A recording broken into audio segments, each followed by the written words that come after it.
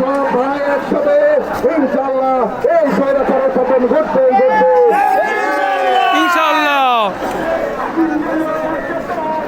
রক্তের উপরে দাঁড়িয়ে কোনো সংলাপ হবে না, এই স্বৈরাচারের সাথে কোনো সংলাপ হবে না, ঠিক এই খুনি হাসিনার সাথে কোনো সংলাপ হবে না। ঠিক।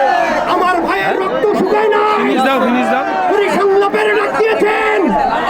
শেখ হাসিনা, ওই খুনি হাসিনা কোন ভবনে বলেছেন আমাদের দরজা খোলা, উনি দরজা খুলে রেখেছেন। আপনাকে ওই দরজা খুলে রাখতে হবে। আপনাকে ক্ষমতার যে ট্রান্সফার হবে ওই কাগজে সই করতে হবে। অবশ্যই আপনার গণভবনের বঙ্গভবনের দরজা খোলা রাখতে হবে। কিন্তু ওই গণভবন দিয়ে দরজা দিয়ে কোনো ছাত্র সমাজ যাবে না, ওই বঙ্গভবনের দরজা দিয়ে কোনো ছাত্র সমাজ যাবে না। যারা যাবে তাদের কাছে আপনি ক্ষমতা হস্তান্তর করবেন। এই ছাত্র সমাজ আমাদের সূর্য সন্তানেরা ওই সরকারের সাথে সংলাপে বসবে, তাদের দাবি দেওয়া নিয়ে কথা বলবে, হত্যার বিচার নিয়ে কথা বলবে। খুনি হাসিনার সাথে কোনো সংলাপ হবে না, স্বৈরাচারের সাথে কোনো সংলাপ হবে না। এই চলো চলো